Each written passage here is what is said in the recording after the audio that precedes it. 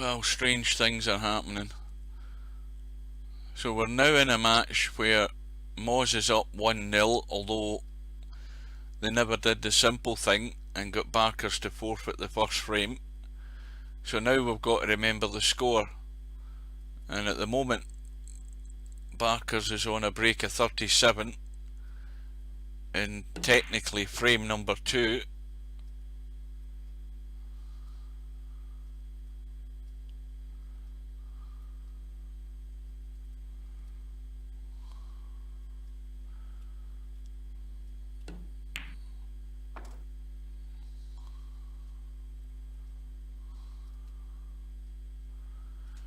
Break goes to 45.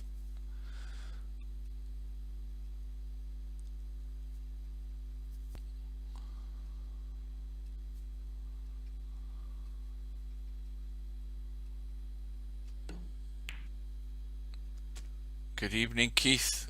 We've had lots of problems now, just so that you know what's happening here, because I don't. Barkers started the match in the actual tournament. We're now not in the tournament, we're in a normal match room, and Barkers is having connection issues tonight because of the weather, and eventually he got kicked out, lost his connection, and he got timed out, and so he has technically forfeited the match. Now at the point that he lost the connection, we were on the colours and Barkers needed one snooker, so the first frame really wasn't over.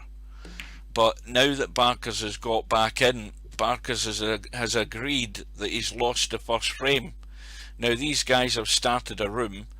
What they didn't do was a simple thing to keep everybody up to date and know what's happening, and that was to just get Barkers to forfeit the first frame. They just started, and we're now technically in frame number 2, and this frame is for Barkers to tie the match up at 1-1. That's what you've got to remember now. It was a bit stupid, but that's what they should have done.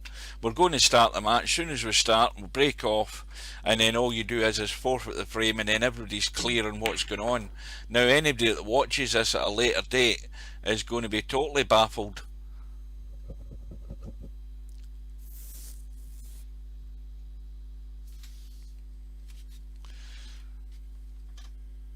Anyway, Barkers is on a break of 60. Now, he's not going to be in anything much more if he doesn't get any sort of hit on these two reds to get them out, because there's nothing on.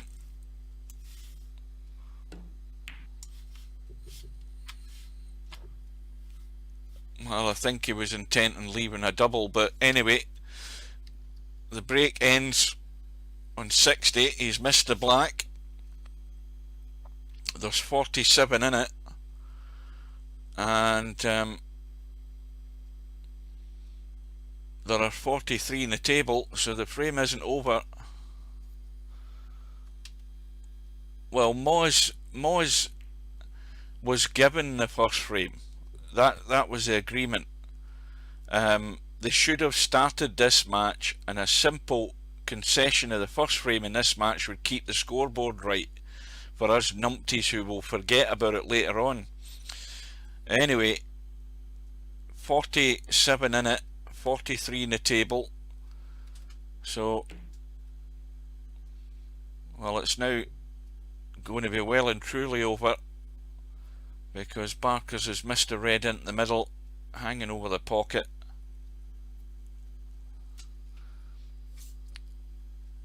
Well, that's the way they've agreed it. As I say, the first frame wasn't technically over.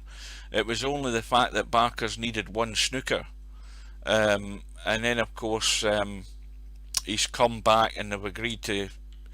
What they're going to do is do the match and then just contact Steve to update the result if the result actually changes. So if Moz actually wins the remains of this match, nothing needs to change in the bracket because he's already been advanced.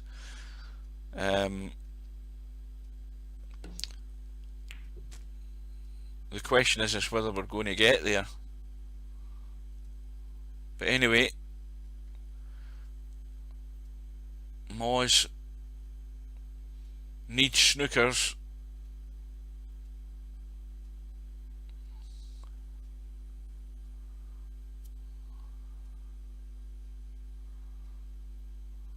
I mean, you must agree with me.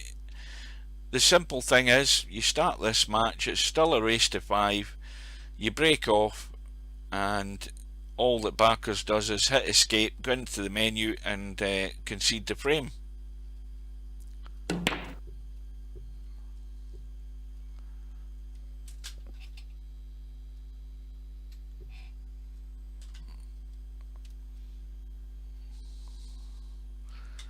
Well, Moz has got himself the red, he's got himself onto the black. This will take him to 28. So, and now that he's snookered himself behind the blue, I think. Yep, he's 32 behind.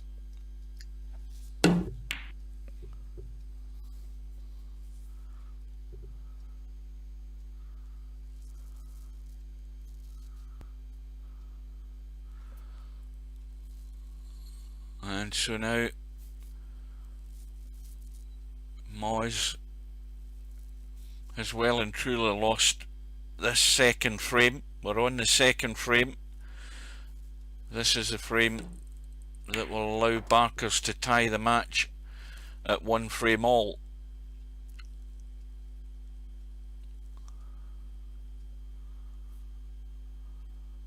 And it's now, well, on a match that started at 11:30, it's now 15 minutes to 1 AM here. We're just going through the formalities here until the third frame.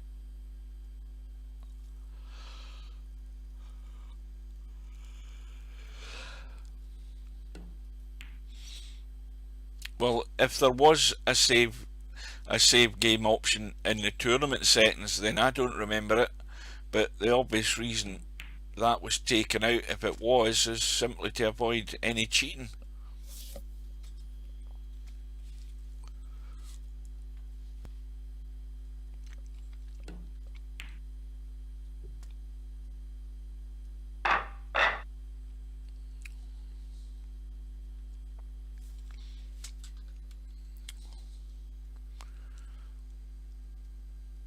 Oh, you want me to make the HUD smaller again? Well, I won't be able to read it, that's the problem.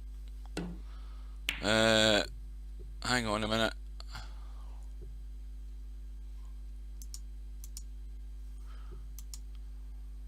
There, that's better.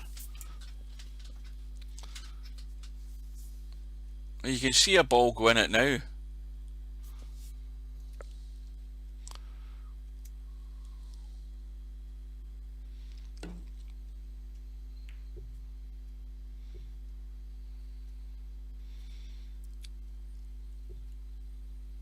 I don't know, and that's another thing I don't know. Maybe Moz has got a point.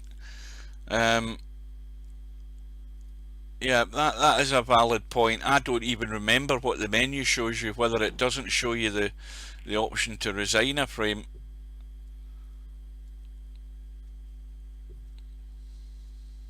But it doesn't matter, we just need to remember the score. The score is actually 1 frame all. We're in frame number 3.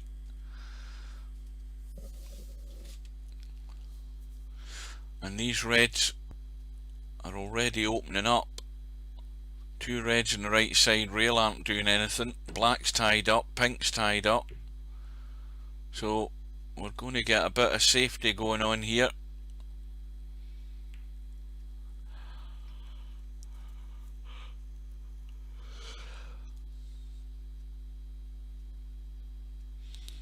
And I've already bid my viewers good night because we thought it was all over. So all I've got is stub for company.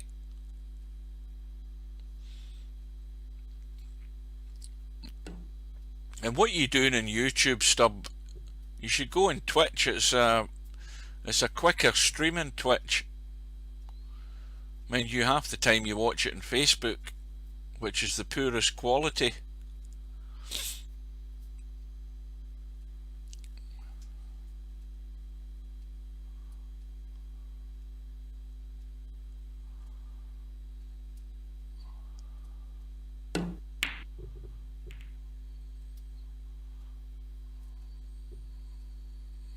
Well, Moz having a go there. Hasn't got it, but he's got a good cue ball. Although Barkers will look at the red on the right side rail. If you can see it, he can certainly pot it, but he's got no colour this end of the table. Oh, Keith will have gone to bed.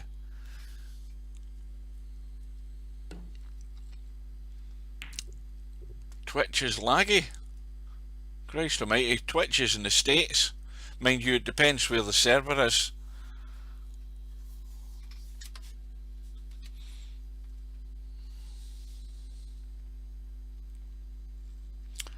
Well, it will be laggy if you're running YouTube and Twitch at the same time. You need to shut YouTube down. You can't run the two streams. Oh, you're still there, Keith.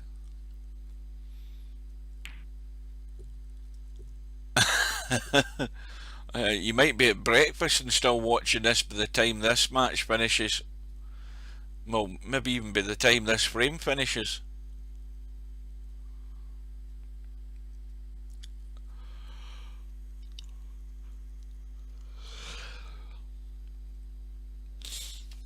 Oh, I've hit the sleep wall big time here.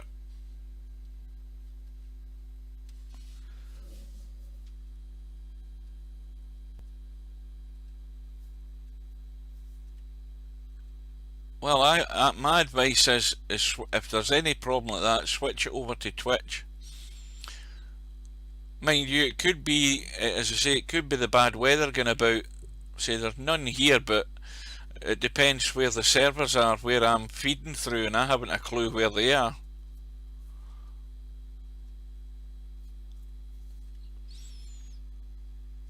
Well, a chance for Barkers.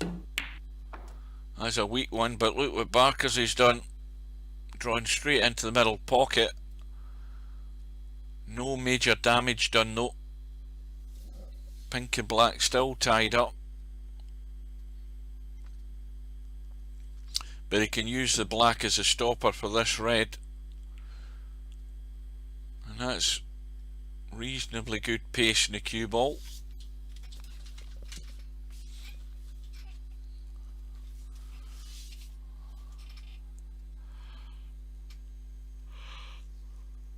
I still don't understand the logic with these guys. I mean,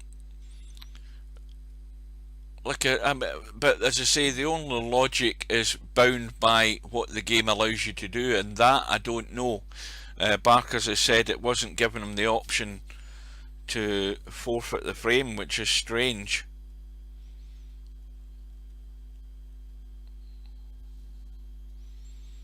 Or if it is giving him that option, he's maybe not seen it in the list, I don't know. I haven't the foggiest idea what's going on.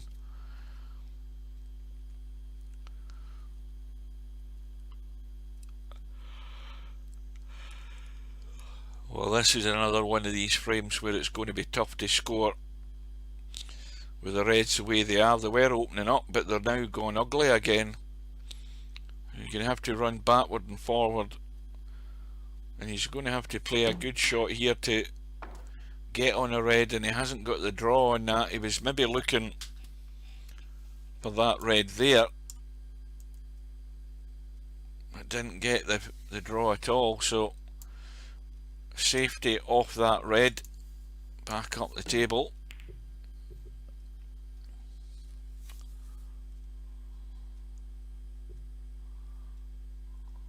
And that's not a bad shot, because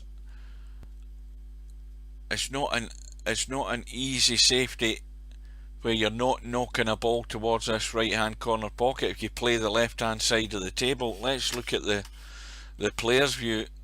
Yeah, this is he might just roll up here. Well, he's hit it hard enough to get the red to come back across, and that was good thinking. and I think he's pretty much got away with it. Let's have a quick look at these reds here, see if anything's happening. Well, I thought that one was lined up, but no, it isn't. Moz has missed the edge. Now Barkers might play himself here, because he can still get this red thin and try and get up behind the yellow. He could put Moz back in if he wants, but he could do that. Well, he has put him back in, and Moz will probably play the same thing, might go top side of the blue. That red may well end up going in towards the black.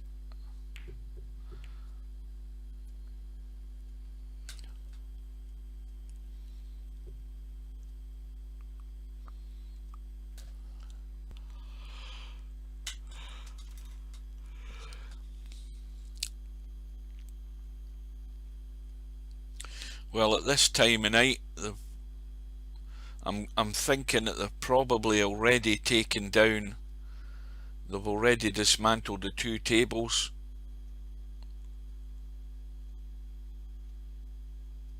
I think it's just where the servers are, Stub. I know that whenever I test the stream, that Twitch is always the best. There's a longer delay for people watching on YouTube than there is on Twitch normally. Yeah, I'm talking about the snooker at Sheffield. Tonight's the night where we've reached the semi-final stages, so as is tradition at the Crucible Theatre, the two tables are dismantled, the lighting rigs are taken down, one lighting rig's moved across, the partition is taken down, and then they dismantle both the tables, nominate one of them, and reconstruct the table in the middle of the arena. So as of tomorrow afternoon, when the first session starts of the first semi-final, we'll have one table, one theatre, and no audience. Well, serious damage done here by Moz. Reds are all over the shop, and an easy starter for Barkers, and what's more, pink and black are both in play.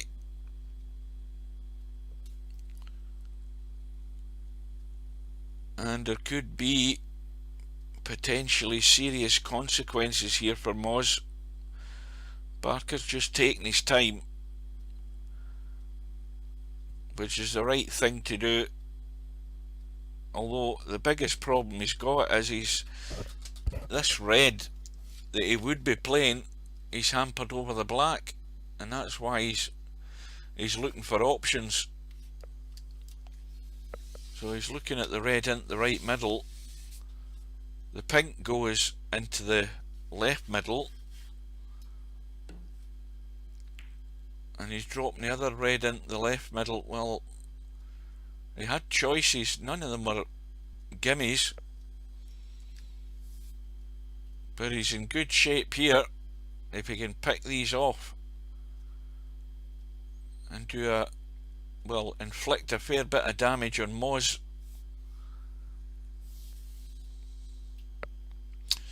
Now, a quick reminder, we are at one frame all in this match. Ignore the scoreboard, it's one frame all. We're in frame 3 in this race to 5, and any latecomers, don't ask me to explain why, because it's too tired and I can't be bothered telling you, or it's too late and I'm too tired.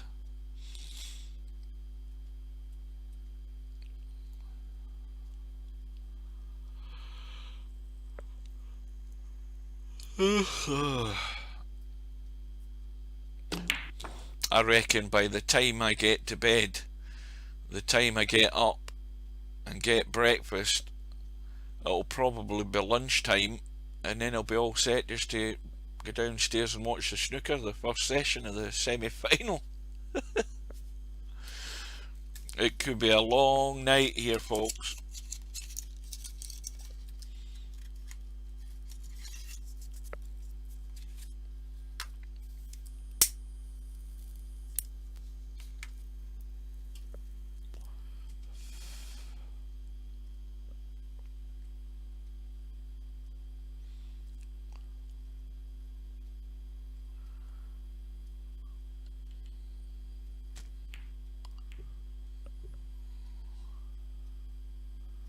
Oh, I doubt I'll be able to comply with that rule. Welcome back. I was going to explain the situation here. I hope you were listening, Ross, because I honestly can't be bothered trying to explain this. Safe to say that it's now one frame alt and we're in frame 3, and ignore what the HUD's saying.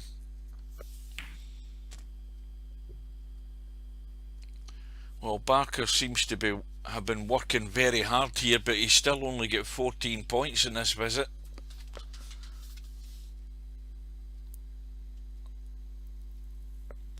Black's now out the game.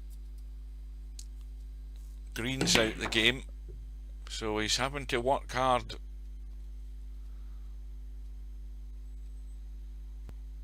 Well, I presume he tried to get down past the pink here for these two reds, or he's gone too far for the one in the left middle, but it still cuts. But he's going to have to take evasive action to avoid a plain ball scratch into that top left hand corner, so a little bit of drag. And now it's getting even more difficult because he's going close to the cush. He's going to have to either take a long pink or force that yellow in and try and avoid the blue.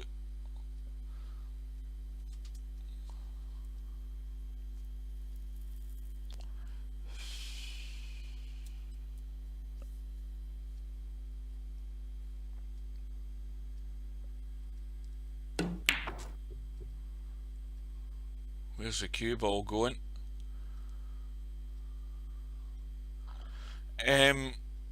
Any of you guys been listening to the commentary in the World Championships? Maybe you can help answer a query I've got. Who the hell is that other commentator? Now you know what I'm talking about. We know that Dennis Taylor's there.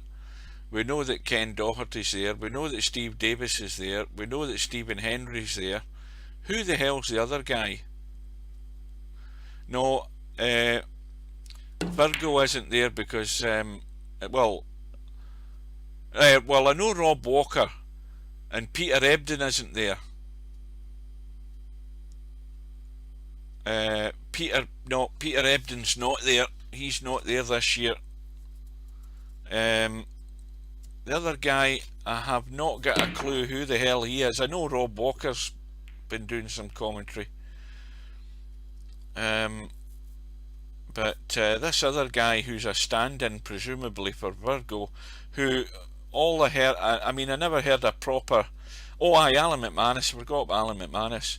I never heard a proper explanation, but it's maybe down to the limit of the amount of people that can be in the building, and or he's self-isolating. Either way, he's not there. But this other guy that's there instead of him is a voice I've never heard of before. I don't know what his claim to fame is. And no harm to the guy. He's not done a bad job. I just don't know who the hell he is. And for that matter, I haven't the foggiest idea what his name is.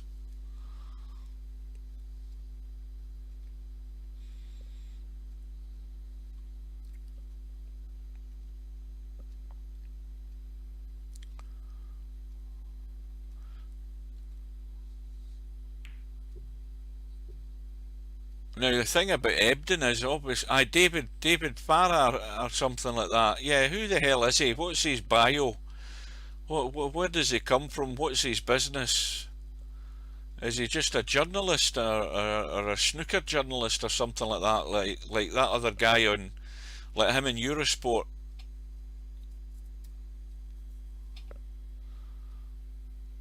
Aye, Peter Ebdon's maybe a bit miffed. Um, he decided to retire from the game, maybe thinking he was going into commentary, and then of course he's not here at the World Championships. Now again, there could be a pretty valid explanation for that. I don't know what it is. It might be due to restrictions or whatever, but I don't know. Football? What is he, a former footballer?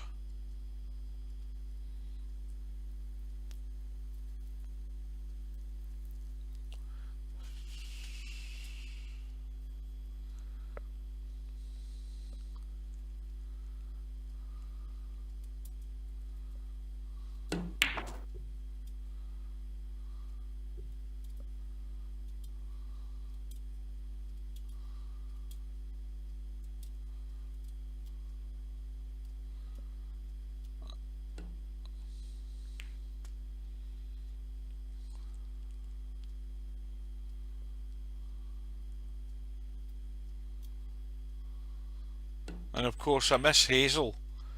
Hazel's given up the snooker as well, Hazel Irvine. Well, I've never heard of the guy.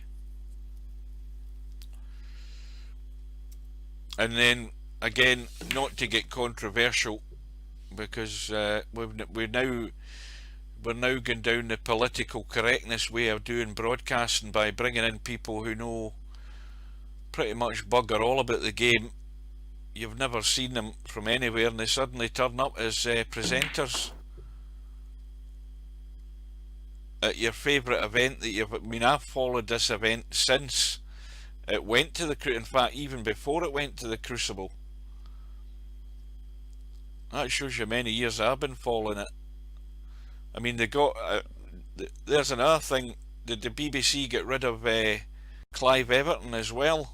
I miss Clive at the World Championships. Or did he just decide to retire? Did the BBC decide, well, we're just going to boot out the old fogies and bring in these young people, that young girl and then that guy with the afro? Who the hell are these people? It's all just to be. I mean, I'm not going to say anything to be seen as anything along the lines of racism or anything like that, but what I'm saying is they're bringing in people for the sake of bringing them in, and it's like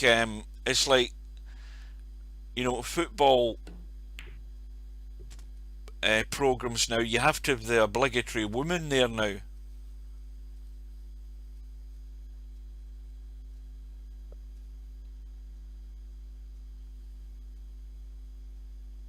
We have to bring all the minorities into the game just to be politically correct.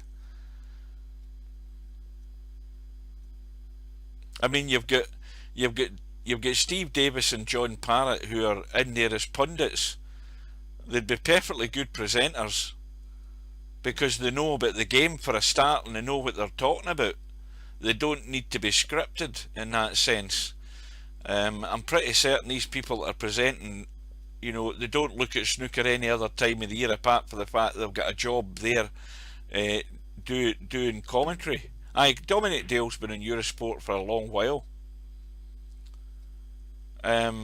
He's done the occasional bit for the BBC at one time or another, but he's predominantly been on, and so is Joe Johnson. He's been there for a while, and yeah, I mean, I'm all for political correctness, but that's the way it is for the sake of upsetting any minorities or any people of colour. They have to have a certain amount of people on programmes. But what I'm saying is what's the point of a certain amount of people on it when they know bugger all about what they're talking about other than what they're reading from a sheet of paper? I mean, that's my gripe.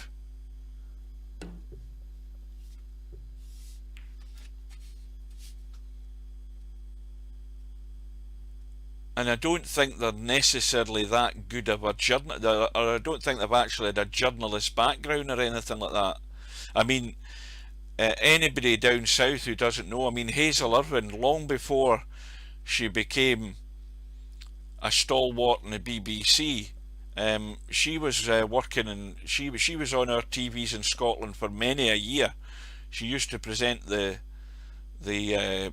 Sunday Scott Sport, which showed the football, and she'd been doing that for years. So she's got a sporting journalist background, and then she's decided. She either decided to see. This is the thing that annoys me. Hazel either decided she wanted to move on to better things, or she's getting a better job elsewhere, or the BBC turn around and say, well, you see, you know, Hazel, you're getting a wee bit long in the tooth. We want to bring in a bit more younger talent. We want bring in a bit, bit of candy floss, something to look at for the boys, rather than having somebody that's bloody good at their job.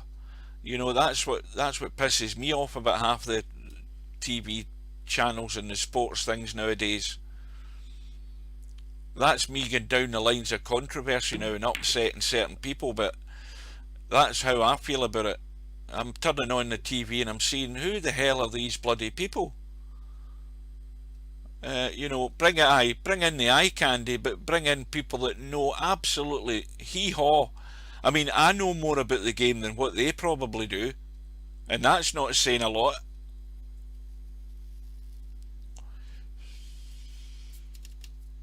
Anyway, a quick recap here, because we're all getting confused.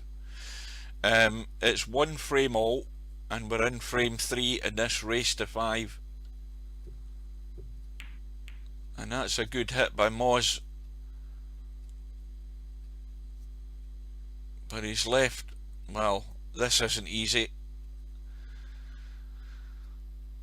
He's got, now I can't even count at this stage of night, he's got a 12-point lead, Moz, at the moment, in frame number 3.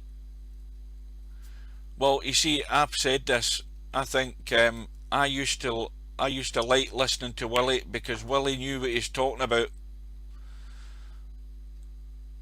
Anybody who plays snooker or has played snooker knew that Willie knew what he was talking about.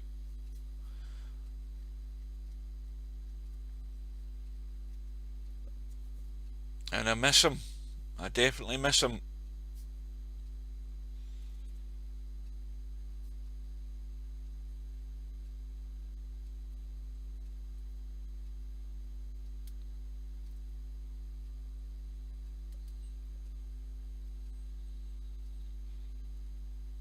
I know Willie would have said something about that shot that what's his name, Kurt Mafflin had today. He was, what was he 12-9 down or something, and then he had a go at the pink. I think the pink and black were what was left in the table, and he had a go at the pink, missed it, and what does it do? It rolls across dead weight straight into the middle pocket to clinch the frame. And Willie would have been on his toes about that fluke. Aye, Willie liked a gamble. It cost him though. Well, where are we now? Can Barkers see enough of the green to pot it? Yes, he can. Now the match, or the frame, is all square, and he's going to try and, well, he can certainly get this cue ball close to the blue.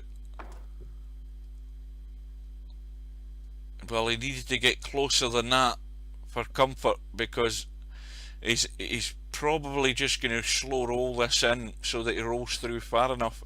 I don't think it's wise to try and draw back for the pink. He's probably better rolling through and making sure the blue goes in. The further he rolls through, the better shot of having a pink. Well, just the pink for a 2-1 lead.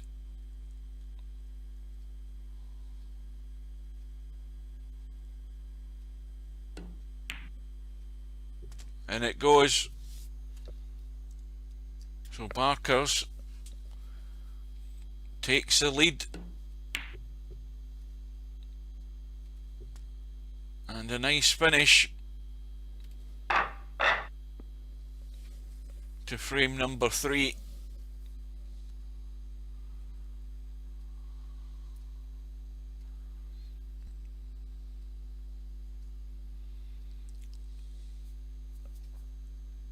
So Moz breaking off in frame number 4.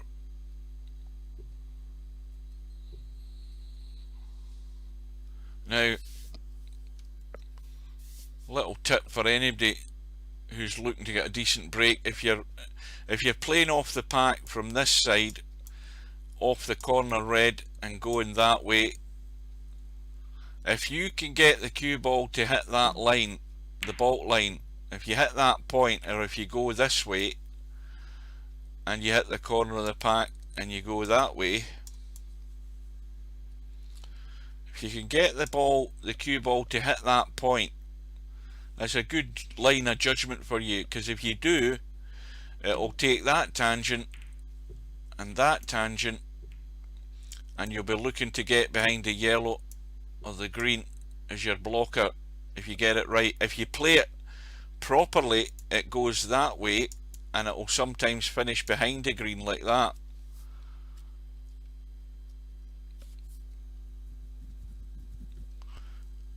No, I'm not doing the harsh Russian map on Eurotruck, and the reason for that is, of course, that the harsh Russian map is out of date. Although it has been updated by Goba, the guy that makes it, because I was watching his channel, but nobody has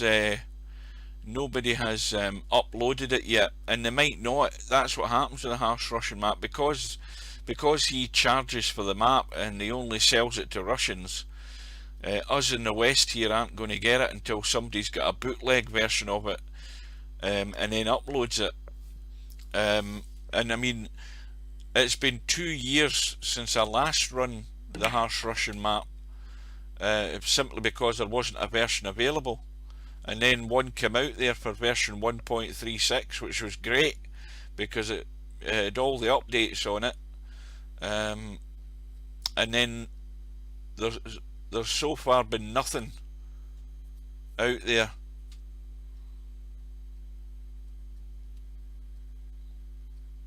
The only thing I installed the other day there was the latest version of the EA Brazil map. He's got about another 4,000 kilometers of roads on it. You've got Colombia on it now. It's huge.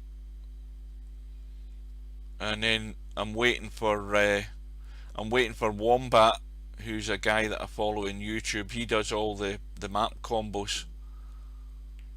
Well, as I say, I'm waiting for Wombat to bring out a big map combo. He's got a Euro map combo at the moment, but I like waiting until he's got the big one up with the EAA map in it as well. So the only one I'm using is the EAA map at the moment, and the vanilla maps, the maps that all the DLC maps that I've got. But that's still tens of thousands of miles of road to drive on. And I've also got the Romania map, which is a paid map. It only costs like €4 from the guys, and I just get the new version of it sent through, an updated version that works on 138. It is a brilliant little map. It's not a 1-to-1 scale map. The standard map is 1-to-19, but this map is 1-to-5 scale. So it takes you a wee while to do, certain distances. There's not a lot of routes on it, and the actual entire map itself is there. It shows you all the cities that the map modder is intended to have, and but what there is in it is it's a busy little map. It is a beautiful little map. I might do a wee in fact, I'll tell you something, I might do a trip on it tomorrow, just to let people see it.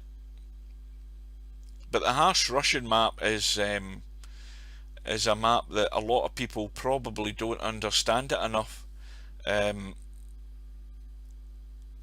mean, I've driven pretty much most of that map, but there is loads of, I mean, there's an area of the map that I drove on once, down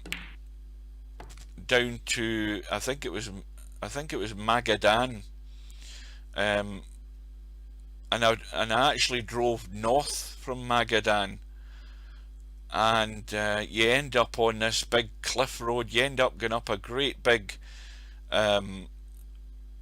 mountain with loads and loads of tight switchbacks, and I've never been able to find it in about 3 years. Goodness knows how I ended up there. There's so many hidden roads on that map. It's confusing for a lot of people, and a lot of folk, I'm pretty certain, give up. They can't get it installed for a start. It's the most challenging maps in Euro Truck. It's the biggest 1-to-1 scale map that you'll ever get.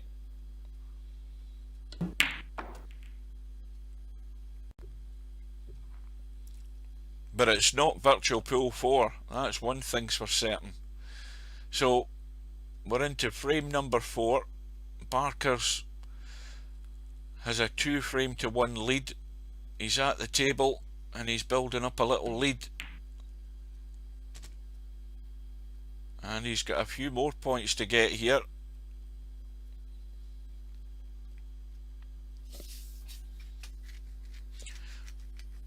I mean, in order to enjoy the Harsh Russian map, you need to have the game in developer mode. You need to have it in cheat mode so that you can actually respawn your truck, because you're going to end up at some point or other, no matter how good a truck you've got, you're still going to have to end up bailing out at some point in that map, because it is partially buggy the way the traffic is.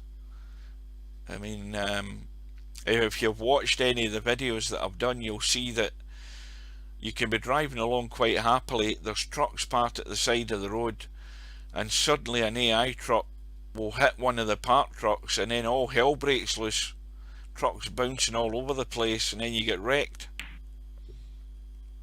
This looks, well, it just squeezed out behind the green. I thought it was going to be tight there, but anyway, it's still a 25-point lead for Barkers. 25-point lead this frame, and a 2 frame to 1 lead, and we're yet to see what I would call a substantial break. Now that might be a mistake there, although it was unexpected, but I think Moz has gotten away with it. Now, can he see enough of that red? I think he can.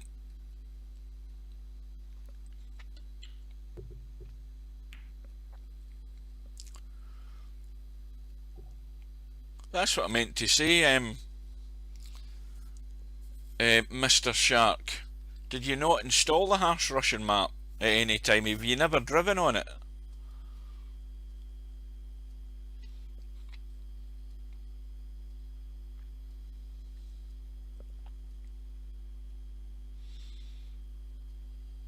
See, half the problem is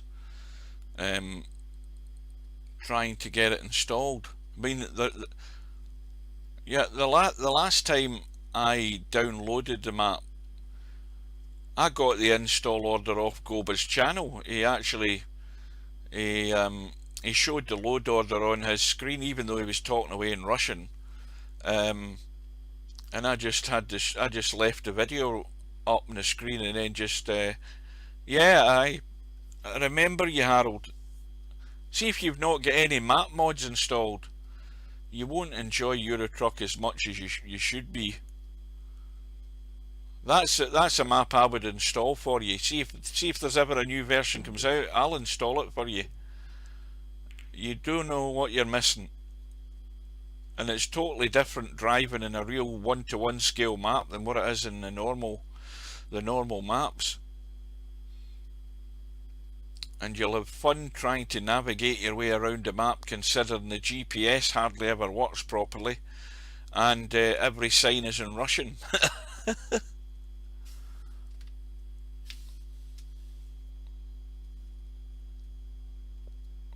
But if you want to get map mods and how to install them, you need to go onto YouTube and just type in Wombat Trucker and then save him to your favourites in YouTube, because he regularly puts out not only map combinations but all the download links that you need.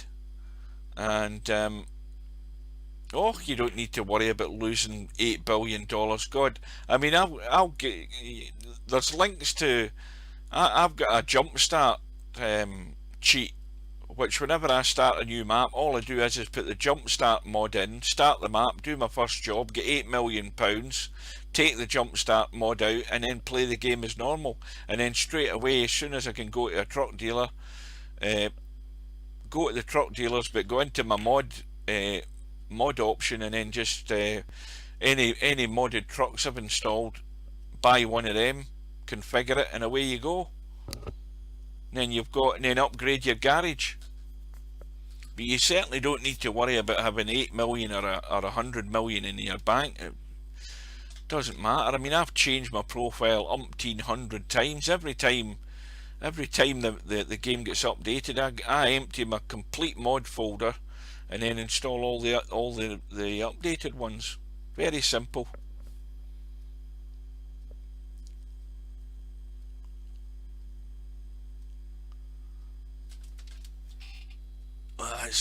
You're living in the dark ages, Stub. How is it you like games that are 25 years old and nobody ever plays? What was that one? Klingon Academy? The game's been dead and buried for umpteen years.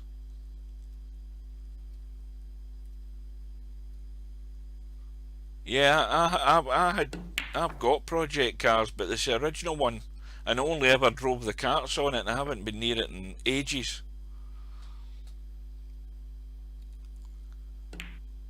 And I think what do you call it? Project Cars 3's on the cards as well.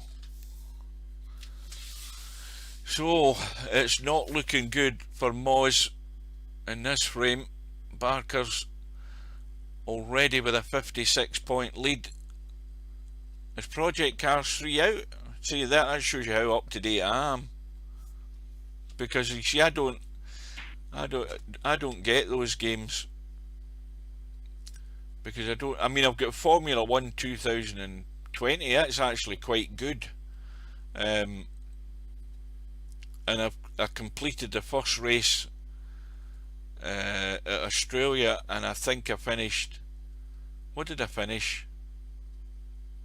I think I was in the top 10 or something, and I haven't been near it since, because I do the complete races. I mean, if I'm going to get a game where, you know, a Formula 1 game where, you know, there's 72 laps at Monaco, I'm going to race 72 laps. I don't do bloody F1 races over 20 laps.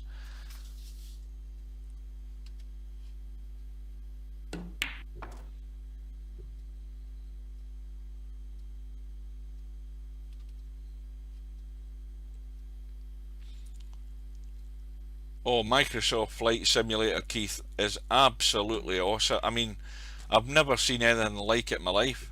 I remember when talking about Wombat, Wombat actually does, he's actually learnt to fly. He's learnt to fly in real life. And some months ago, he was invited to go to wherever it was at Microsoft, and he made a video. It's on his chat. Not Wombat, I'm getting confused now. Squirrel. You must have heard of Squirrel. He's got his YouTube channel.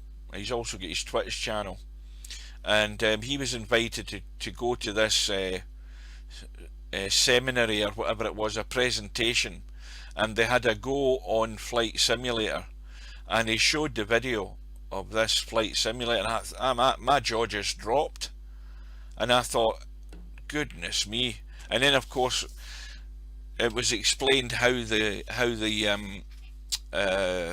graphics were going to work. Well, the new there's 3 versions of the game. There's the deluxe, whatever it is, you know, the top one, which is £110, and then you go down the way, and as you go down the way, you get less planes, you get less detailed airports.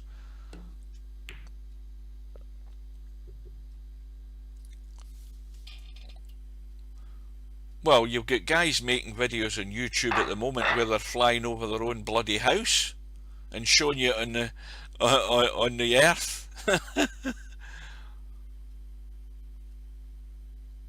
Yeah, the graphics are the actual simulations more or less held online on a server, and depending on the quality of your connection and you know the type of rig that you've got will depend on how good a detail that you're going to get. But the images I've seen are absolutely amazing.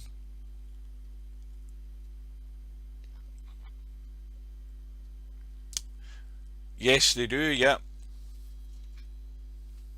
So the better the connection you've got, the better, smoother landscape you'll have, or the more detailed landscape you'll have. It is 100 times better looking than the last flight simulator that came out, which is what, 10 years ago now, or probably more, or there or thereabouts. I reinstalled Flight Simulator the other day and Steam, and I haven't even looked at it. I don't know why I reinstalled it.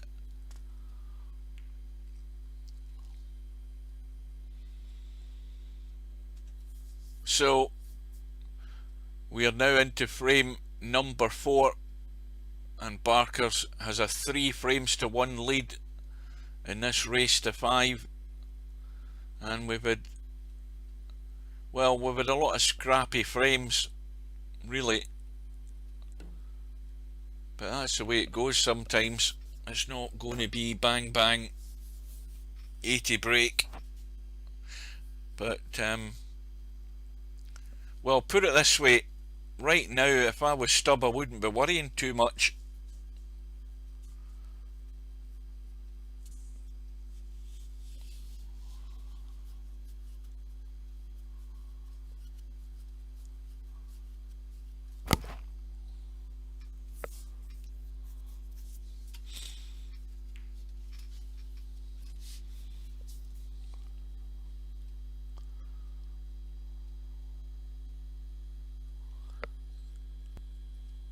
Now see, this is where the confusion sets in.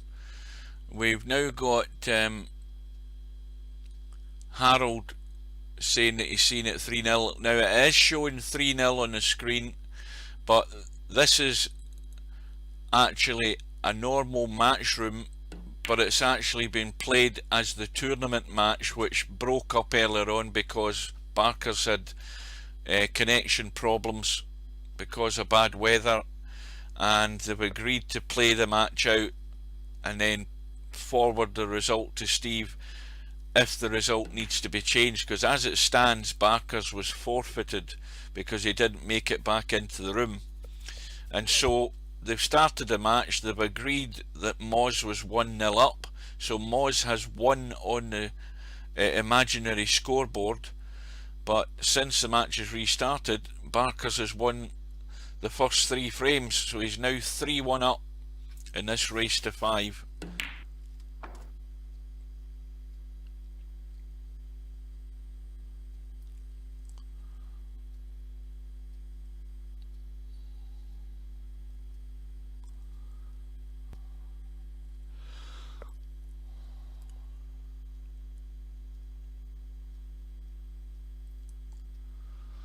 Well, what's the angle in the brown like? Bit of an angle there. Well, he's looked at the black goes, so it's a roll in the red down the rail. Well, that fact doesn't look good to me. Let's have a look. Well, he can just get to it no more. He's double checking the black certainly goes. The problem with the black though is it's certainly not going in its spot, and it's going to end up down in the green spot.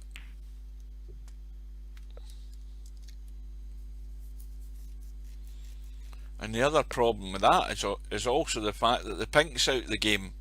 So it's now going to be the same idea as what we've seen a couple of times before, where the player's going to have to try and work his way up the table to get at a colour. And the outcome of that shot there is that Barkers is on nothing.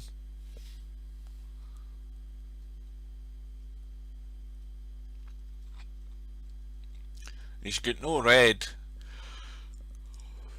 other than this tough one into the right middle.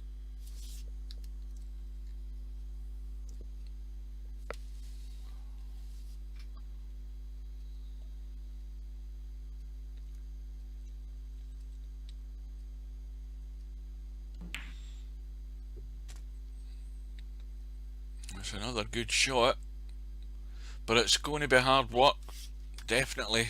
Oh, what the hell's happened here? No problem with the next red, but again he's going to have to work hard.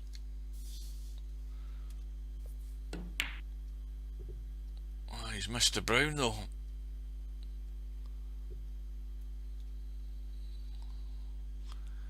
Well, even that 21 point lead is still a big lead, considering the way the reds are situated and where all the colours are.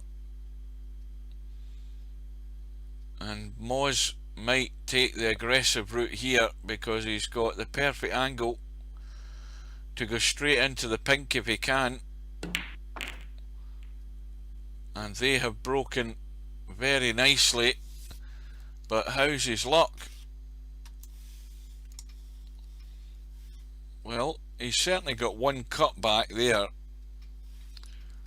and he's got that one into the middle. But it's going to be a tough colour though.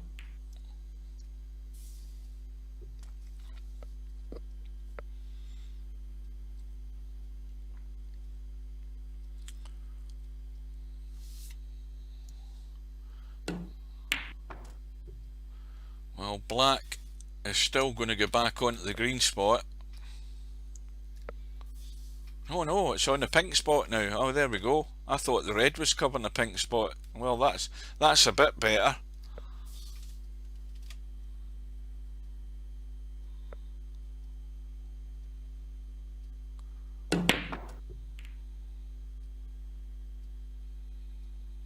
Well, all of a sudden we've now got big colours in play and reds all wide open, and this is a critical visit, or it's become a critical visit for Moz, trailing 3-1.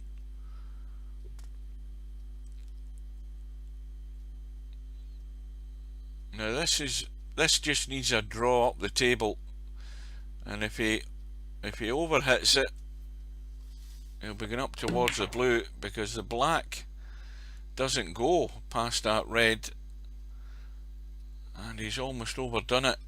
He's still okay, but he really needs to get rid of that red, this red here, to open things up. That has to go. That's the one he should be trying to get on. This just makes it a wee bit easier and gives him more options, at least having the black open to a couple of pockets.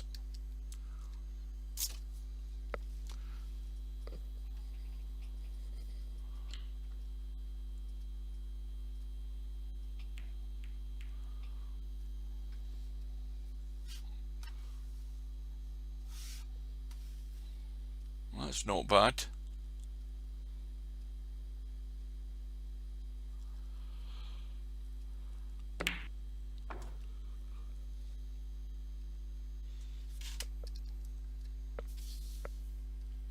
So Moz gets himself into the lead.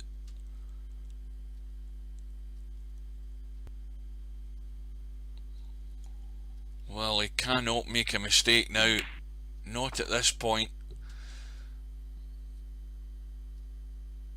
This would just be a feast, or it should be a feast for Barkers if he gets a chance.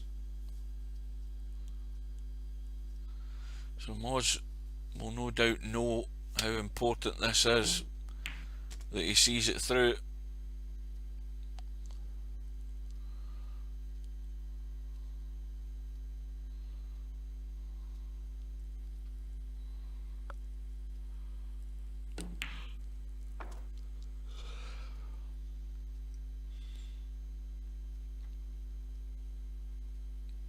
And now the black's open to both pockets. Not an awful lot to do with the cue ball. Could come out behind it. Well, is he going to get there? Well, I think he might end up taking the pink, because it's a lot easier than the black, and it's simple enough to get on the next red. Oh, I don't think he's there, is he? Oh, just held its line. So break goes to 40 or 46, if my eyes can actually tell me what I'm actually seeing. And well, it should be a frame winning visit here from Moz, or it's looking like it now.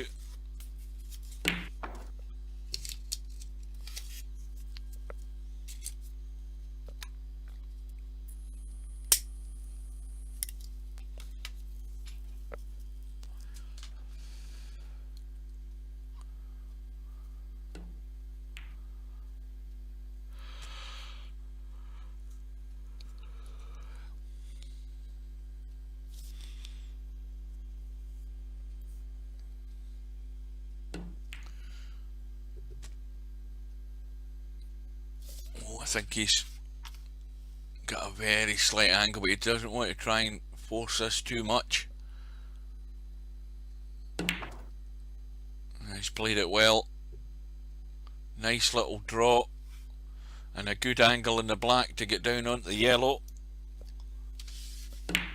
So the break on 61.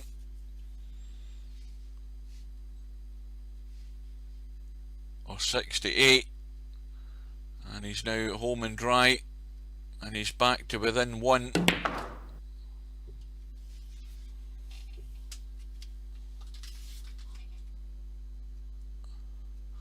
And it was so important that Moz came through in this frame with the chance he had there, just to let Barkers know that he's still got a match on here.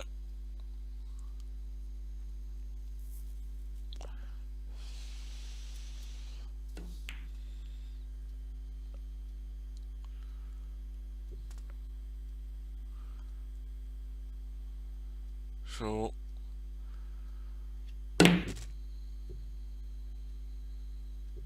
the spin, trying to get the cue ball around for the pink,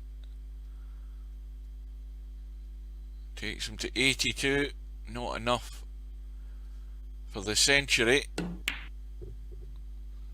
the break ends in 82, and that's a good one for Moz. Back to within 1. Barker still leads by 3 frames to 2.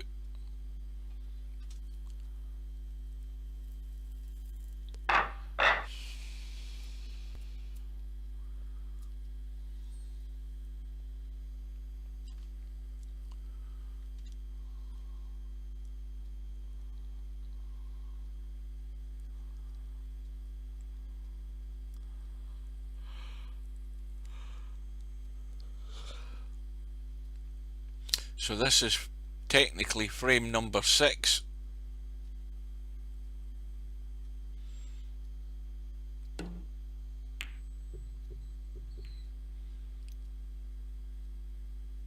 He's just gone beyond that bolt line at that tangent what I was talking about earlier, where if you hit it right, you can end up behind the green.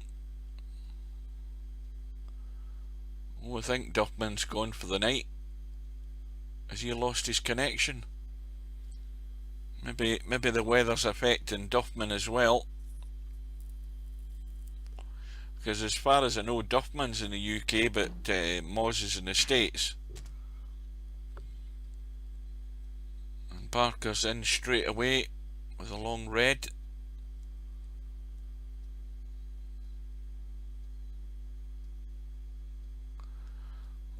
he's got 3 reds he can play for.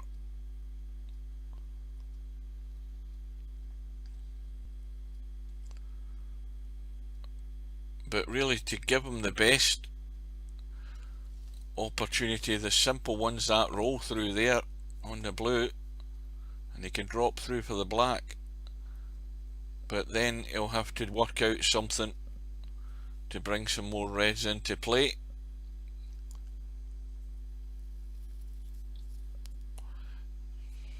Now, is the black on its spot?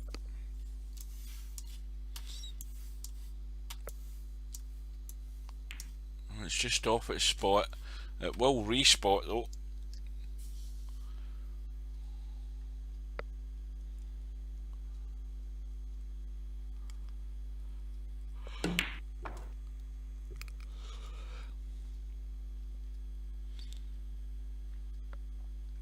Well, I don't know what he was trying there, but that's all gone pear-shaped. So the visit ends on 14, and we're going to get a bit of tip-tapping unless somebody finds an escape route. Back to Balk. Touching ball, so Moz has got that opportunity. Trying to drop onto the back cushion behind the brown. Well, maybe not. That was a bit heavy. That should have been a lot tighter to the baulk cushion and halfway up the table.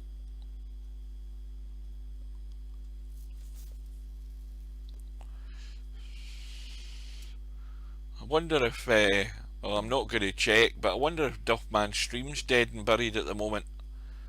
If Duffman's been booted out, because he's certainly not come back.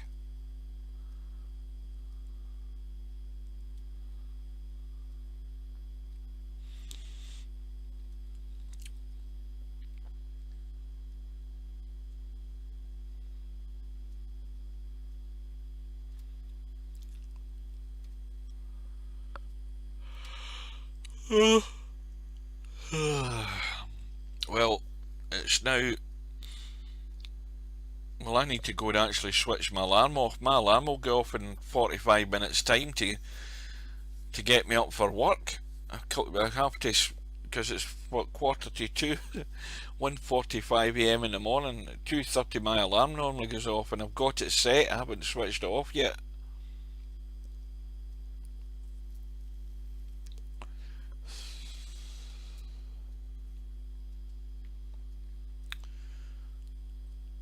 Let's see if Barkers can get a better pace on this safety, try and get it nailed to the baulk cushion.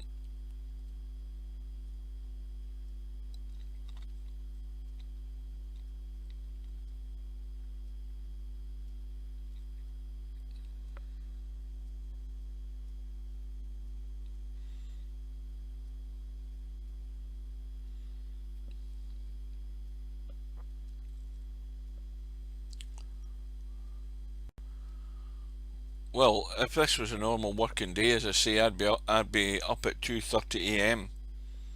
I've got half an hour to get ready, get a cup of coffee, quick snack, and then off to work about maybe 3:10 in the morning. Start work at 4, finish at noon.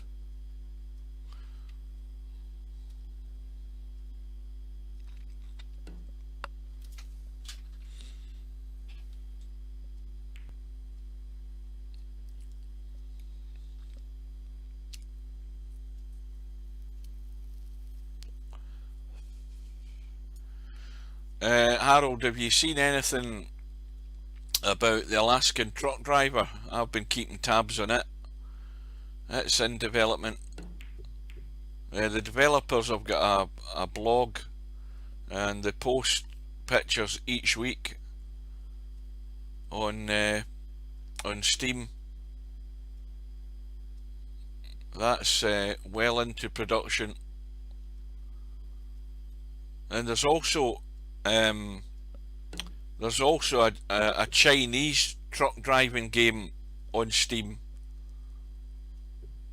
No, I work in .com in the biggest supermarket in Scotland.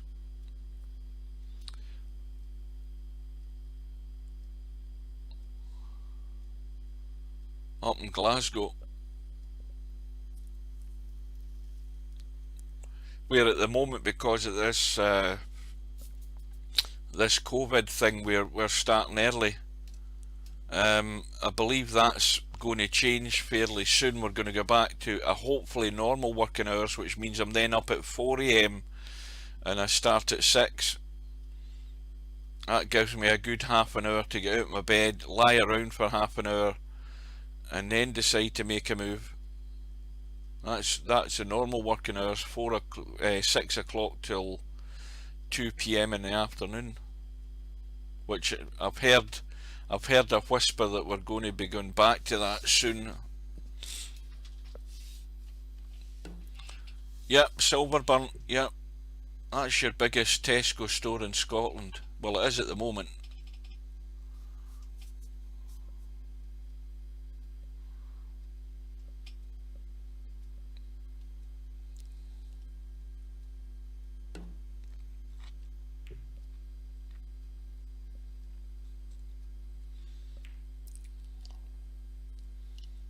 I'm not even sure.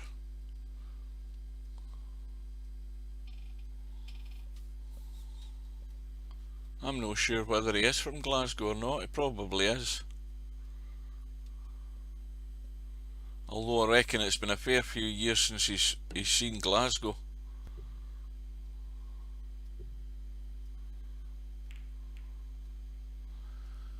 Well, a red has sneaked out for Barkers here.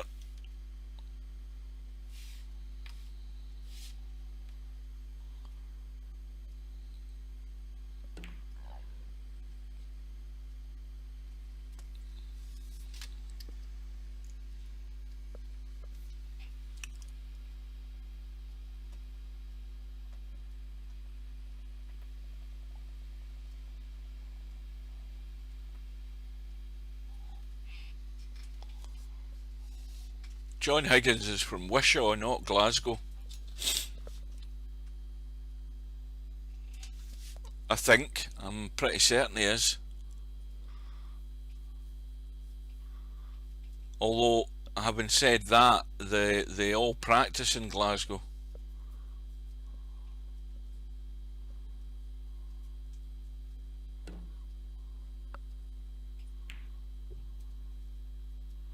Well, the story is that they'll get the three of them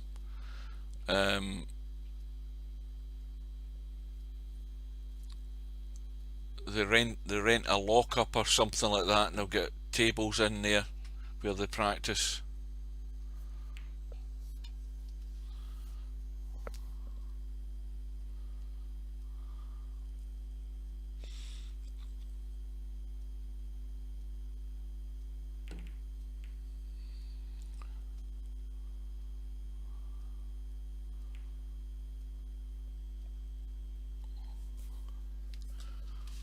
Well, the Reds are still tight. Now this is a wee bit tricky, and he's looking to find a target behind the green. This is looking not too bad, just a wee bit shorter pace. Certainly a good enough length. Now Barkers can try a similar shot off the pack, but he'll certainly be bringing Reds into play doing that.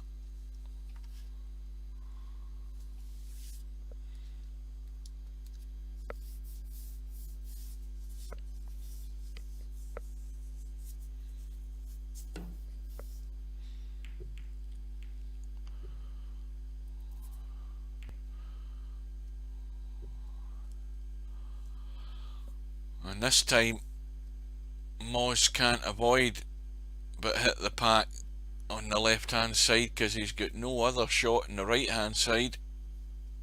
Pink's the blocker.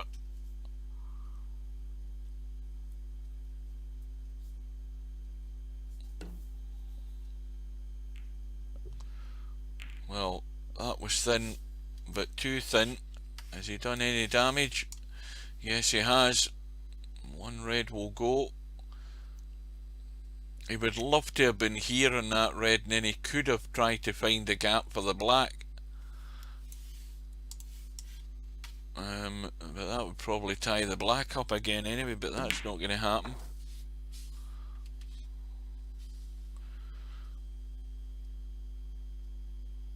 Again, a nice angle in the blue, but that pink's away from the red, so if he runs into that,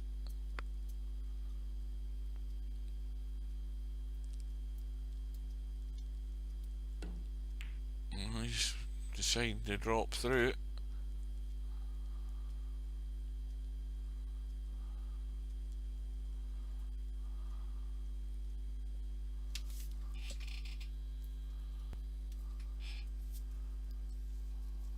When's that runs twice a year anyway, doesn't it? When's it due?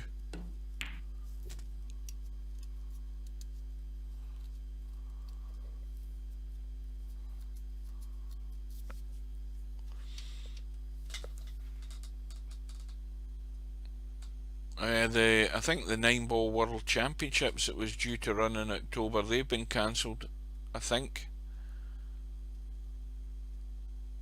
The Matchroom one that was all set to go, it's been knocked in the head. Well, Barker's slowly but surely here, once again building up a lead.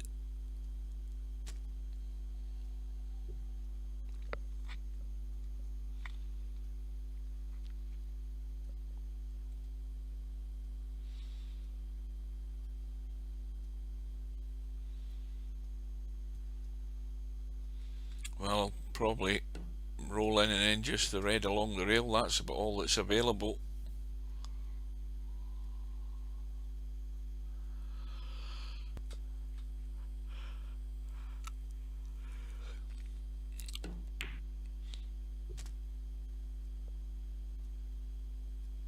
Well, he's gone too straight in the black, but he can certainly...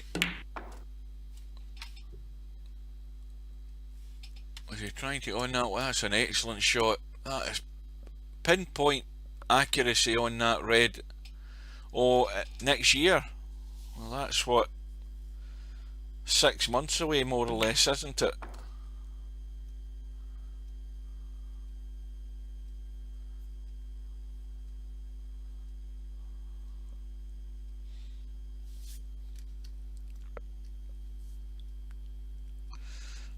Now the red at the back of the bunch there, wide open, and the lead is 55, the break is 36, and now Barkers has got himself the angle to disturb these reds. Well, it could have worked out better. He's got one into the middle. He's got the long one into the corner.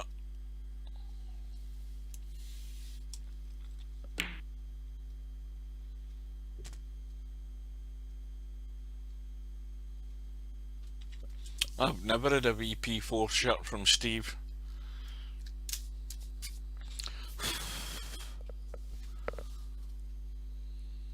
I don't think anybody has.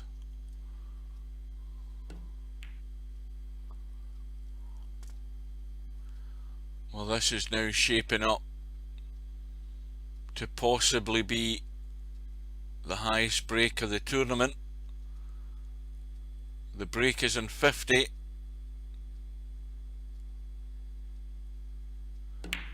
And still 67 in the table. Although he's a bit in between here, too high for the black.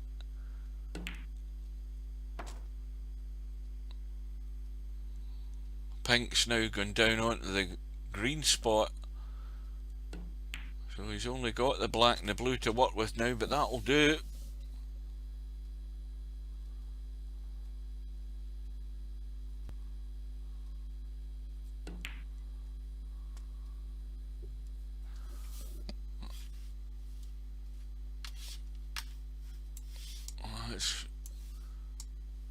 I think he's on all three from that position.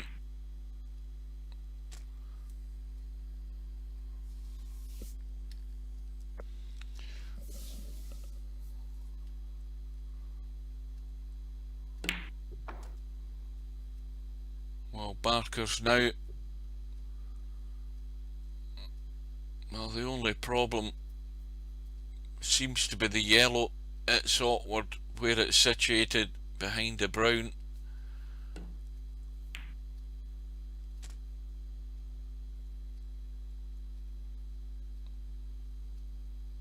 So 103 is what Barker's looking for to tie the highest break of the tournament. But he's going to have to play a good shot to get on this yellow if he gets that far.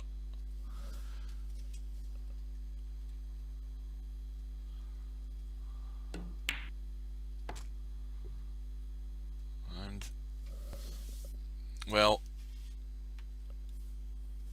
probably the simplest one is to play the pink, because the pink's going to go back up onto its own spot out the way, and that'll give him plenty of room to get on the yellow.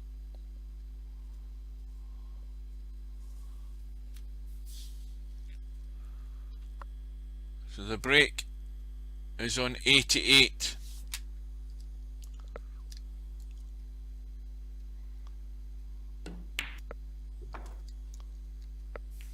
Oh dear, it's all gone wrong.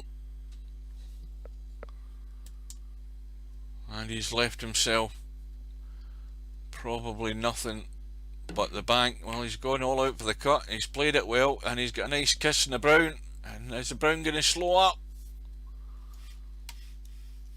Well, it'll still go. It's a thin one.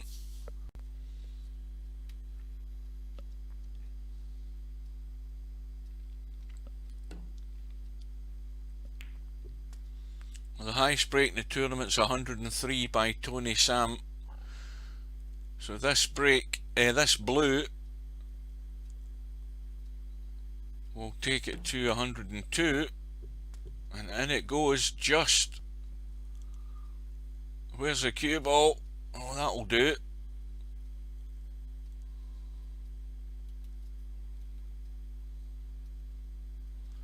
Well, I was expecting at some point tonight that we would see the highest break, and Barkers has delivered. So the black for a break of 115, which is now the highest break of the tournament. That was well played, and it takes him to a 4-2 lead, just needing one more to go through to the final, and that would send Moz through to the one loss side to play stub.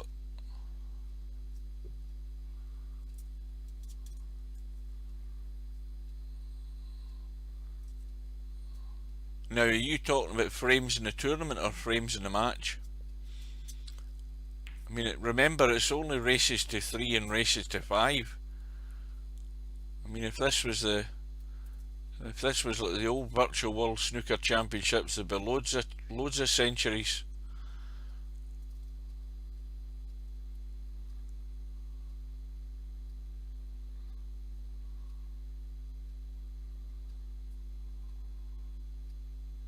Yeah, of course. The other problem is that the quality of the players in it is not that great.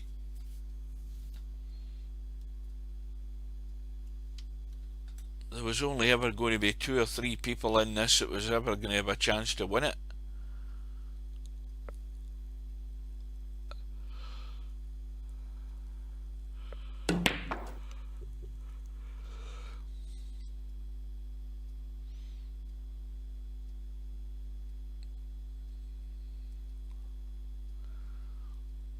So Moz is fighting for survival now.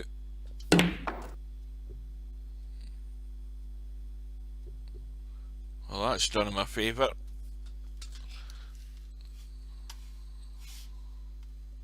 I don't know whether he played to get to that red or played to try and get into the reds.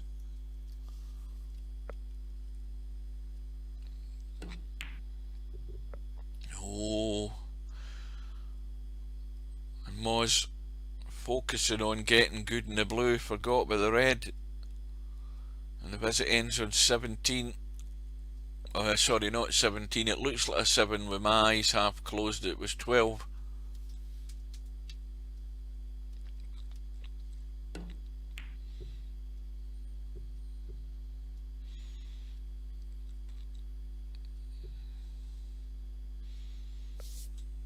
Right, I'm going to have to just nip across and switch this alarm off before it goes off at 2:30. Hang on a sec.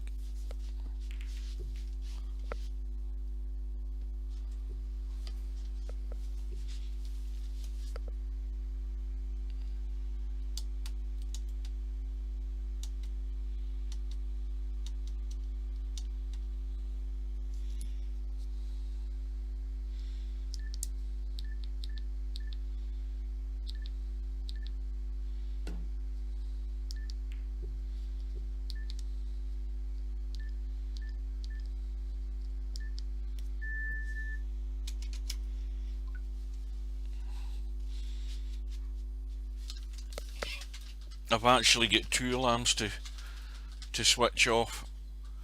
I've got my little clock radio alarm, and then I've got my emergency backup house phone, my cordless phone. Well, the second base that sits next to my bed, I've got that one set as an alarm as well, so I have to turn the 2 of them off. That's the secret to getting up in the morning. Always make sure you've got an emergency backup alarm. That way you'll never fail to get up in time.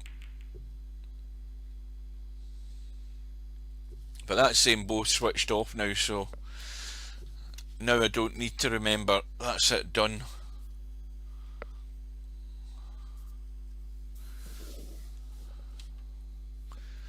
I'm just hoping I can stay out this, because I've now been up for 23 hours and 40 minutes.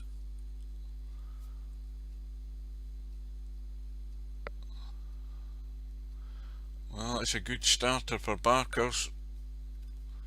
He's actually played a very good safety there where the cue balls ended up.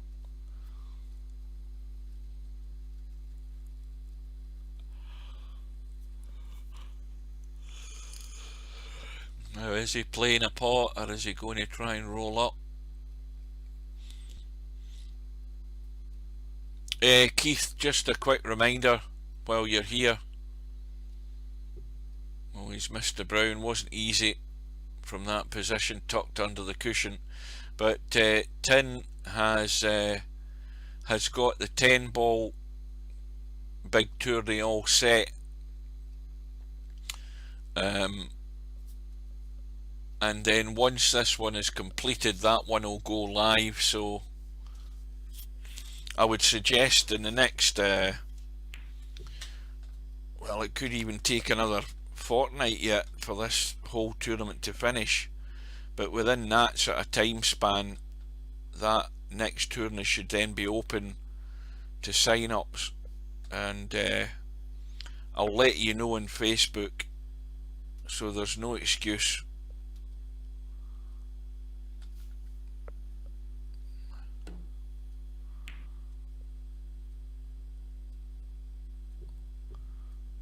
Well, maybe Moz is showing signs of fatigue, although he's in Texas, so it can't be that he's getting tired. What time is it there? There's 6 hours. It's what?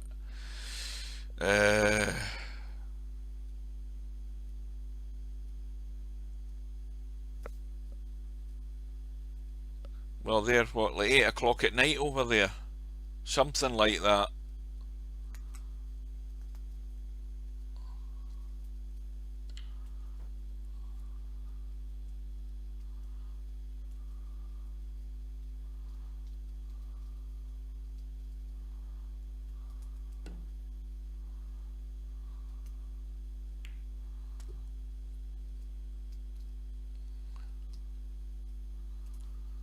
Well, Barker's secured the 4-2 lead in the last frame with the tournament's highest break of 115. He's got the pink to work with. Now, the pink is definitely on the black spot because it won't spot on its own. He's going to have to work with it. And the other thing is, if he pots the black's going to go behind the pink.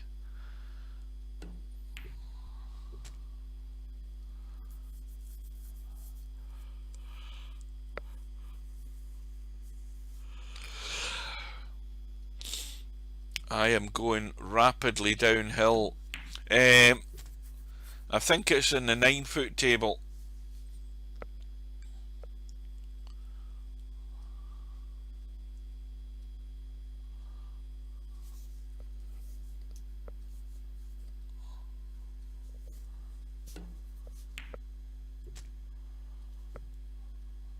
Races to, what was it, 13 or something like that. I can't remember. There's not a lot I can remember at this time of the morning.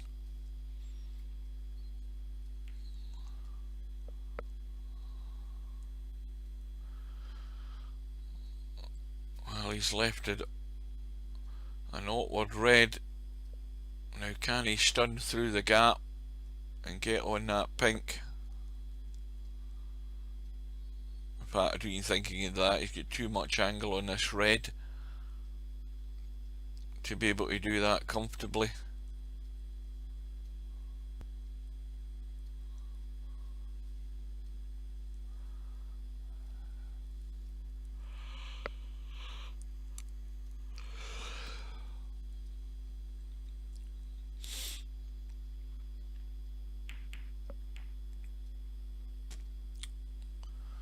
Well, that's going to be end of break, but he's overhit that a bit. Again, the brown is taking the pace off it, although he hasn't found the cover, but it's still a lead for Barkers.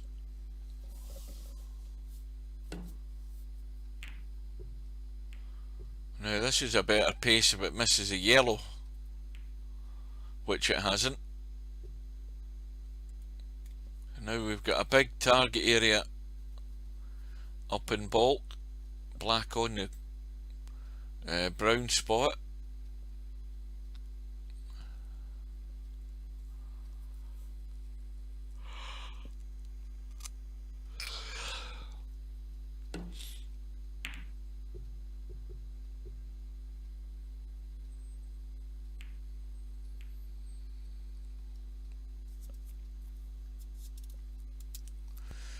Well, this will be a shot to nothing for Moz.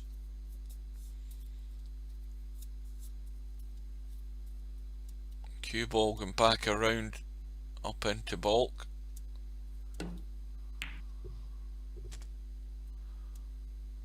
How's his luck? Well,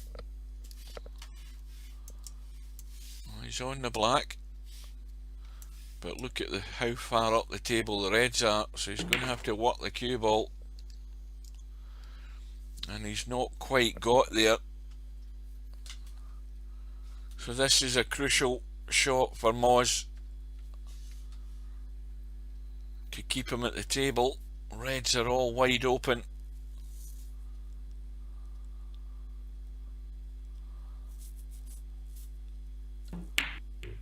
Oh dear. Well, there's the miss. And what damage has he done? Well, I think Barkers can get to this red, the one nearest the cushion. The only problem is the black isn't going into this corner pocket, but he can come up the table for the pink.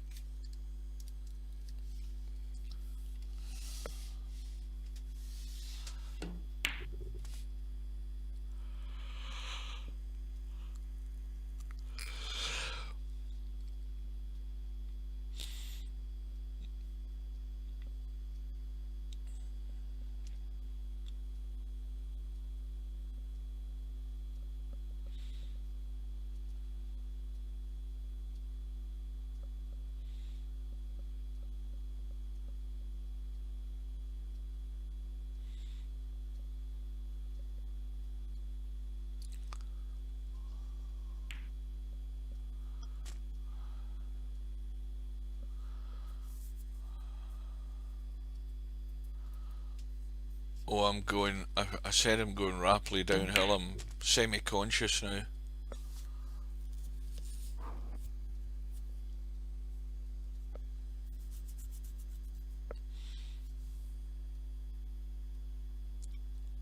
See, the problem as well is doing streams like this where I'm trying to concentrate on what's happening, and then being so tired. There's nothing worse, because this has happened plenty of times before.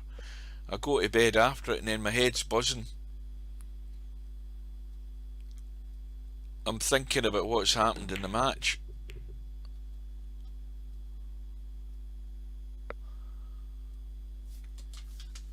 Well, it's a 22-point lead for Barkers,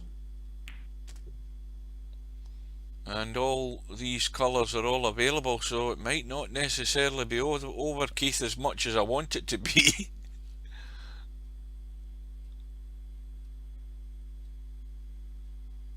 So I don't suppose there's any latecomers at this time of night, but the score is actually 4-2 to Barkers in this race to 5, and we won't explain why, because we are too tired and we can't be bothered. But it's 4-2, and this is a no miss situation here for Moz. He has no choice but to try and run out this table, because he's still trailing.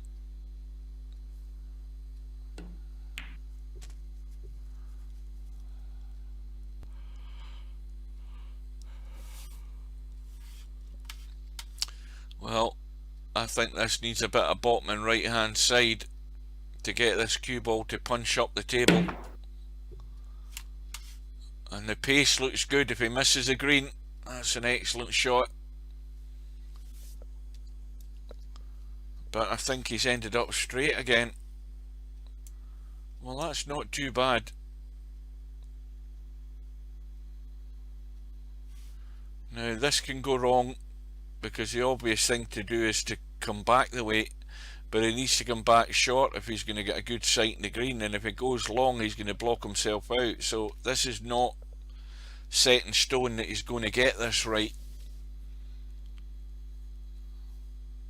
That brown is just an annoying obstacle that you don't want to be there, so he's stunned it as hard as he can to get to the right side, and that's well played. That takes the brown out of the equation with that shot. But now Moz has got a 3-point lead, so he needs up into the blue and including the blue to secure the frame.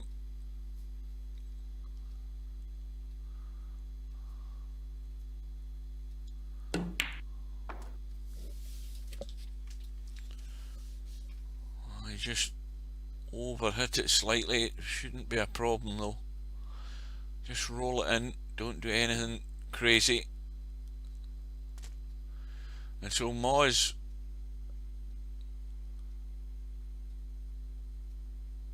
is now back to within 1.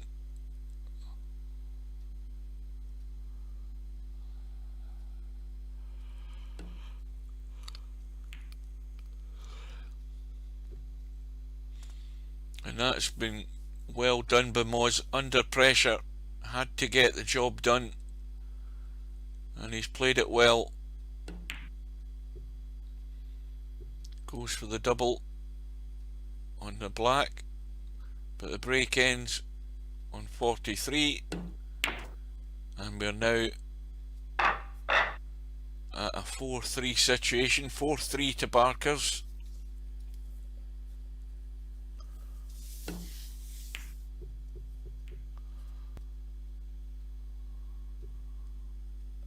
And we're into frame number 8.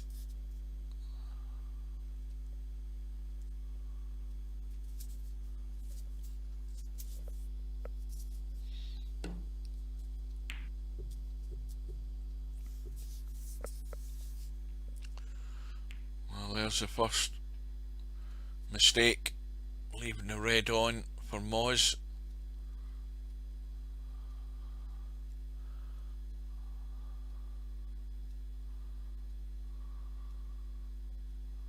Right, I'm going to be back in a wee second, guys.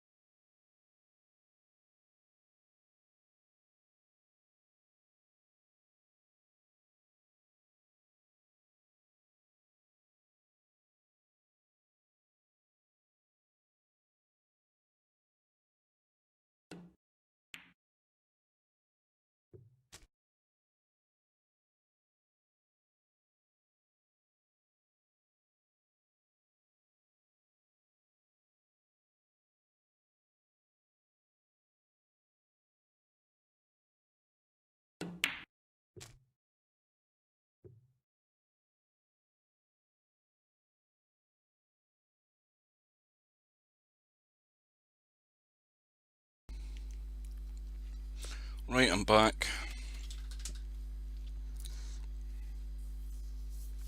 And I'm still awake.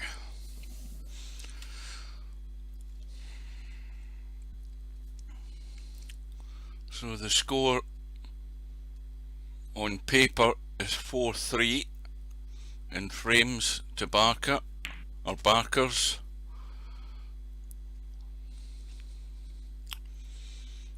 So basically, Moz needs to win this to take us to a final frame decider.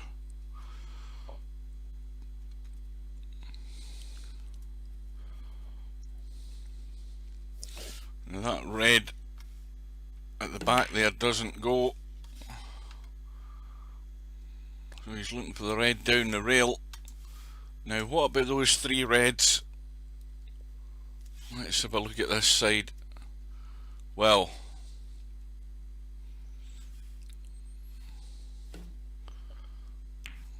that's a bit of a far-fetched plan.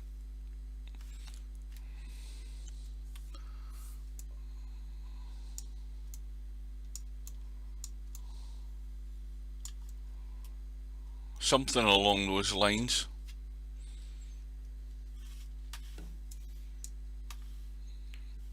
There's nothing on elsewhere, So we've had a quick look.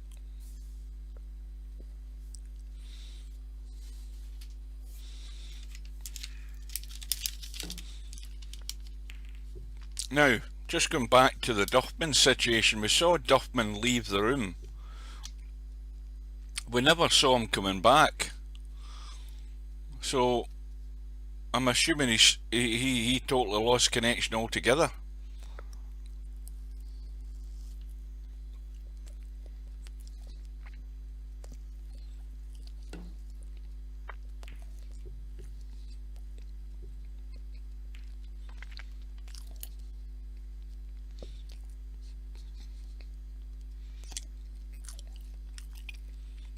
And I think,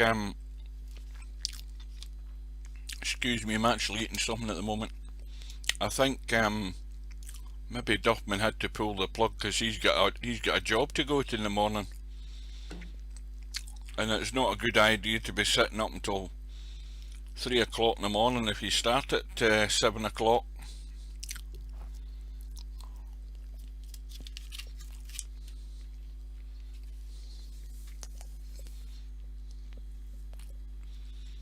Yeah, that's a good shot.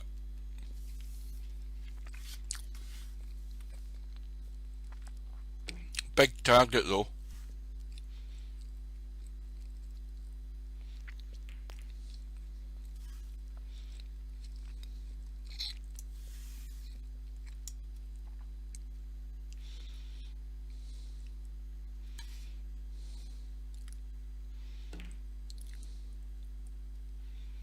Now again, just a quick look at the pack to see if there's anything happening.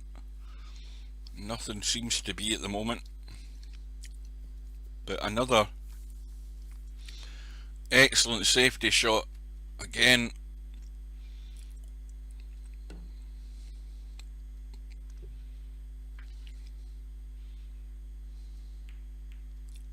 Well, that's nudged a red out, and it is a chance for Moz. Not an easy one.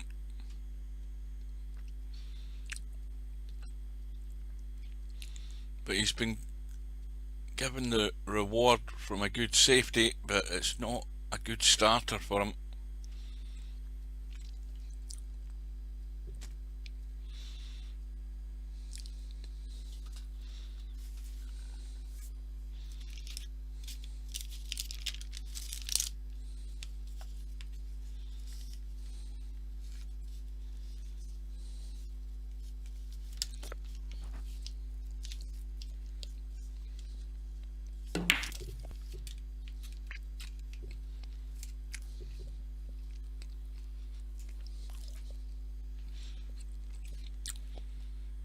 Well, Moz did everything to get to the red,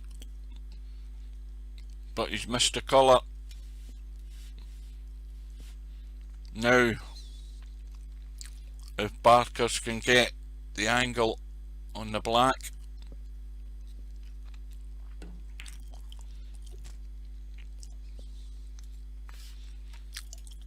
well, he's got some sort of an angle there. I don't know how good he can get into the red, so oh, he's played it well.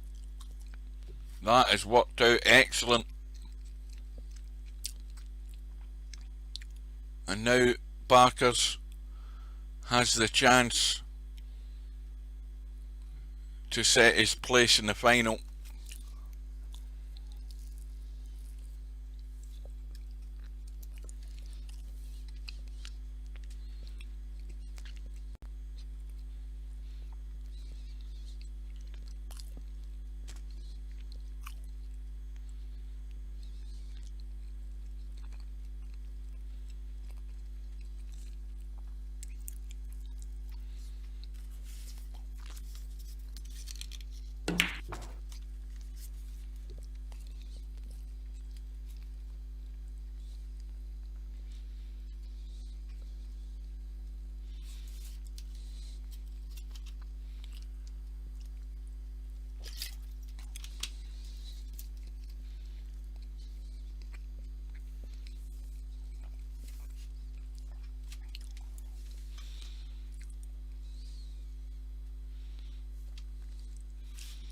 Well, that's the problem when you look at it from this side. He's just hampered. I mean, the red to play is the one at the top of those three, because he can roll through for the black, or he can play in the pink if he was going that way.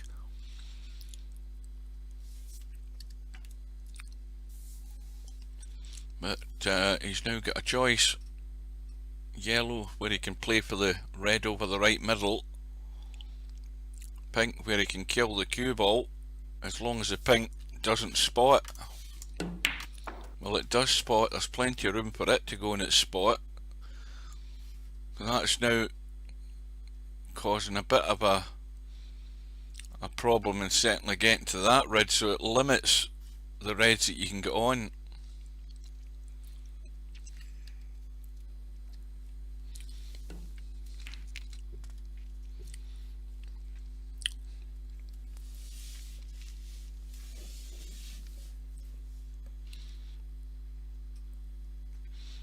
It's a break of 24 and a lead of 26 at the moment for Barkers.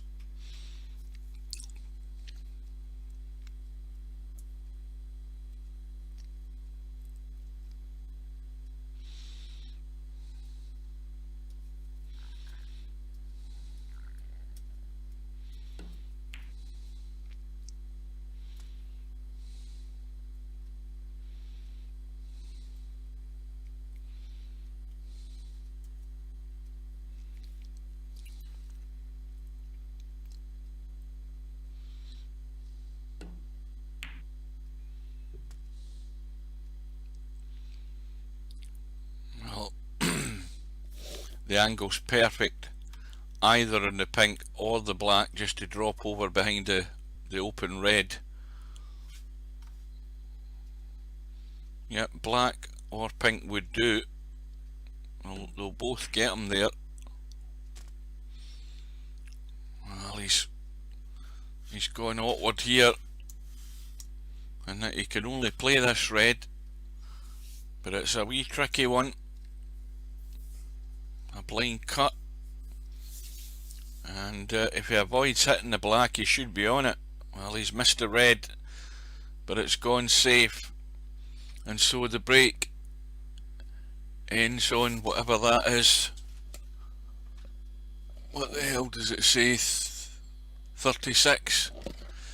I can't see, my eyes are half closed, but the lead is 38.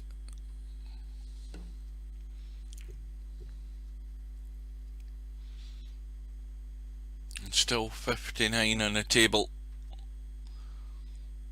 but Moz is at the point of no return though. Cannot afford to let Barkers back in.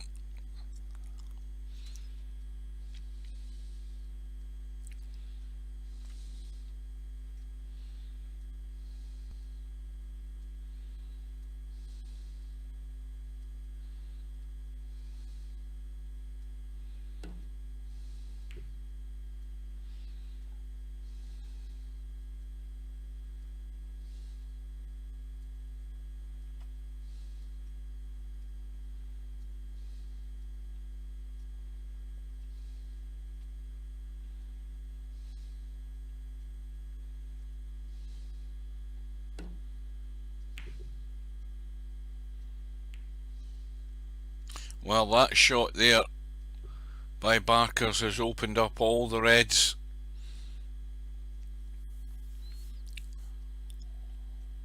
And he's got a good length in the cue ball.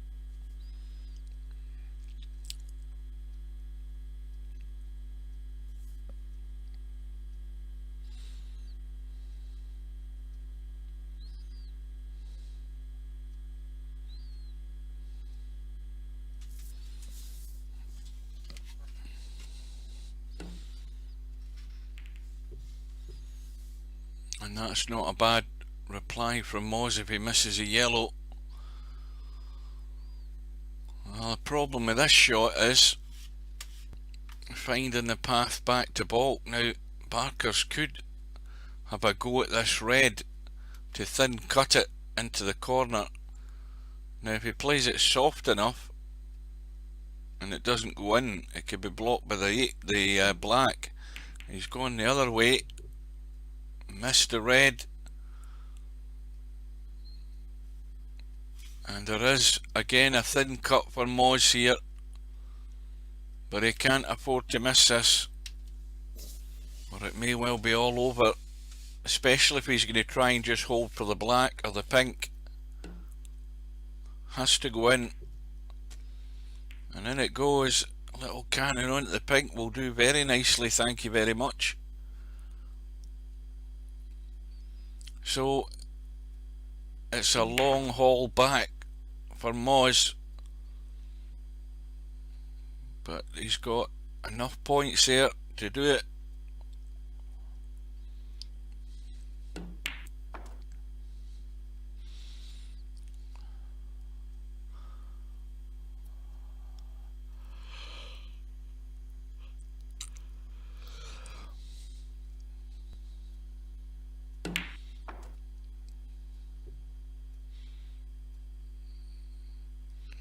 Should be fine. Just a roll through. Doesn't want to finish in the rail though.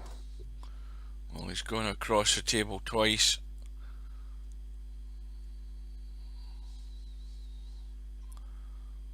Now needs that angle off this last red to get out.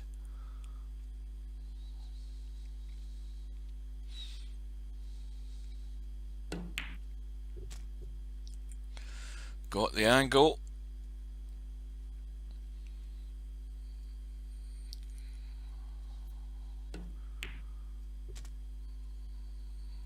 Well, it's nail biting if you're in Moz's corner, knowing that you cannot afford to miss anything now, especially now we're down to the colours. Still trails by 13.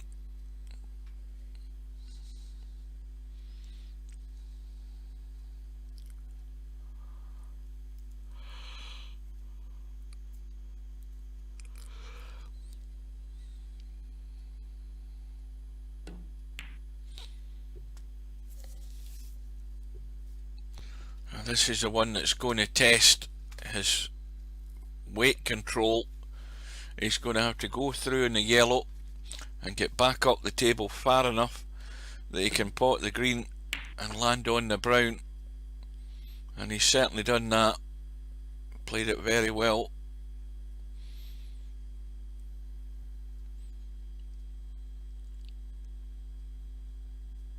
Just 4 points behind.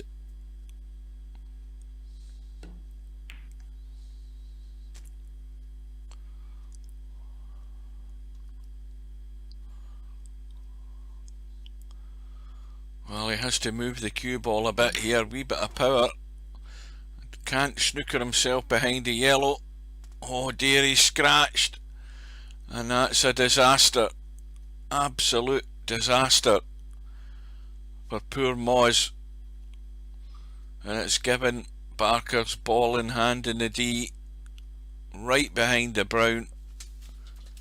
And that is tragic if that's the way you're going to lose the match. He was looking odds on for the run out. The break ends in 37. The full points of course go to Barkers. He's now got a 9-point lead and just the blue to take him through to the final.